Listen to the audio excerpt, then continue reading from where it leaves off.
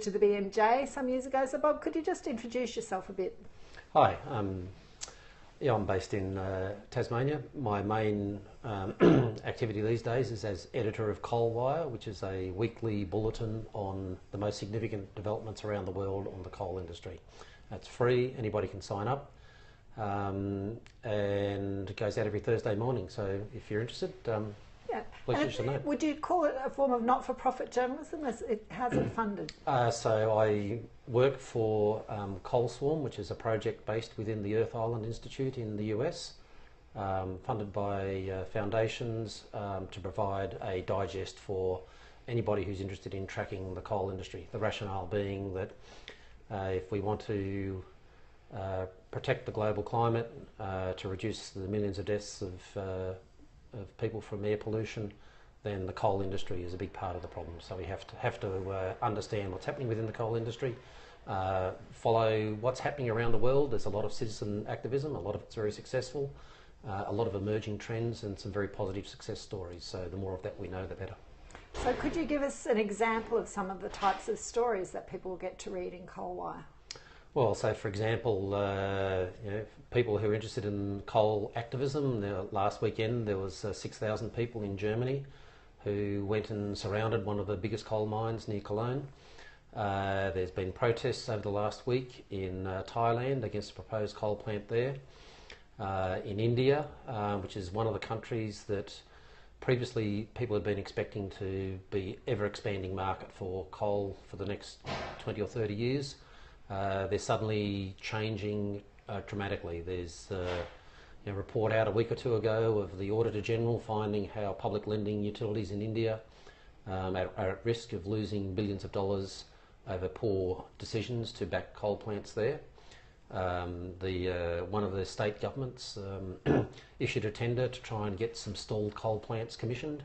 They got no interest. So solar and renewables have become phenomenally cheap, and coal is getting pushed out of the market. So coal for power stations is about 87% of the global coal consumption. So we're on the cusp of a profound historic transition that's gathering pace. It's not all that well reported in the mainstream media, and so one of the jobs of Coalwire is keeping people right up to speed with the latest developments and getting in early on the information when it's breaking around the world. So what are the implications of this huge transition for public health? Well, I think there'll be a rapid transition away from burning coal for power. It's already underway in a lot of countries, so there's a rapid shift away from it in the US there's a collection of reasons, but amongst them are the price of wind and renewable and solar is a lot cheaper than people thought even 2 or 3 years ago.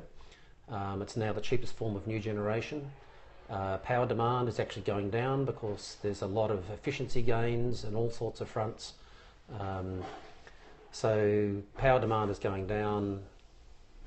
Renewables are the cheapest form of generation. People are installing solar on rooftops. Businesses are installing it at airports and car parking stations and all sorts of places. So the energy revolution is underway at a massive scale.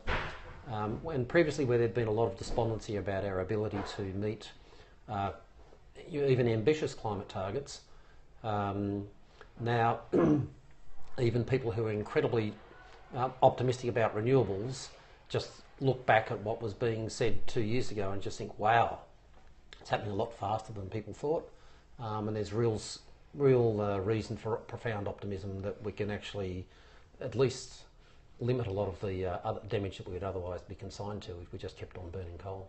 So that's a more optimistic view than you might get sometimes, thinking that our climate and our energy policies in Australia have really been a shambles for a long time.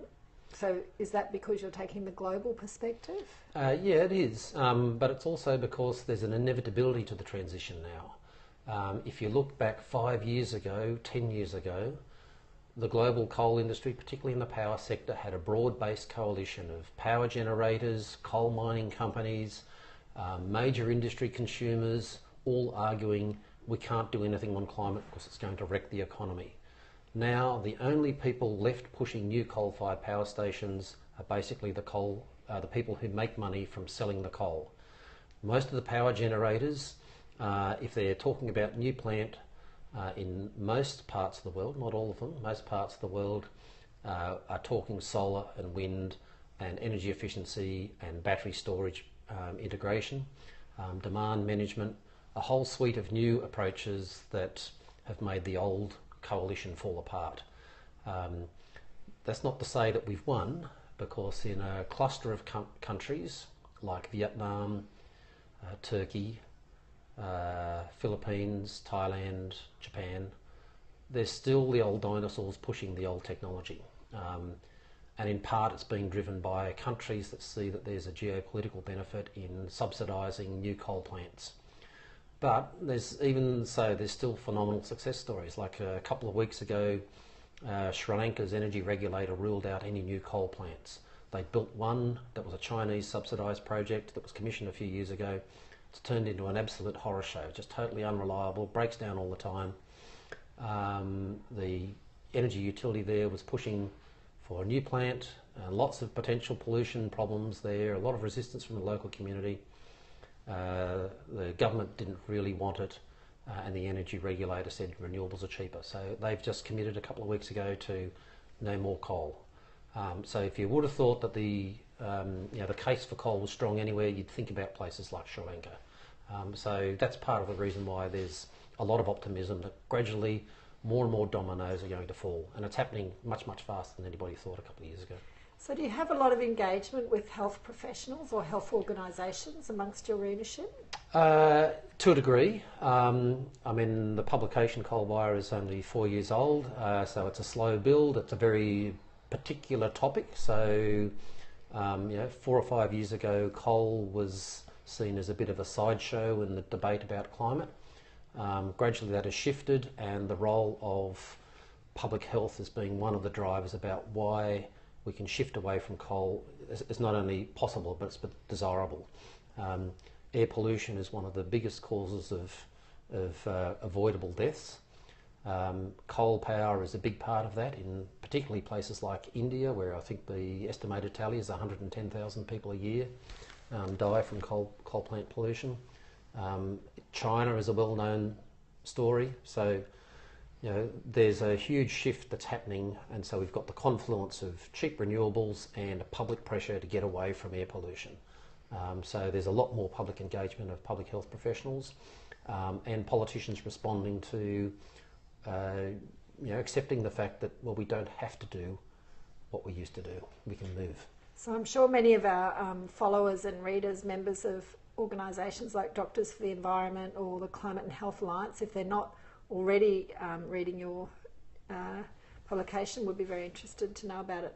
Just finally, we've been together at this journalism conference, TalkFest, over the last few days. Do you have any reflections you'd like to share? I guess looking at the public interest lens too, like the state of journalism now, anything you'd like to share that you will take away from this 2-day conference? I think the story of the mainstream media is not a pretty one. For specialist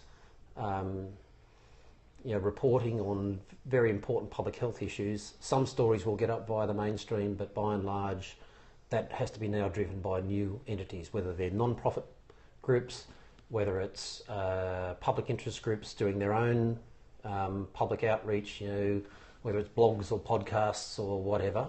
The communication landscape has changed profoundly. The barriers to entry are a lot lower. But I think there's a lot of success stories of we've got to create our own communications future. We can't just rely on the old commercial for-profit companies to do it for us. Okay. Thank you very much, Bob Burton. Thank you.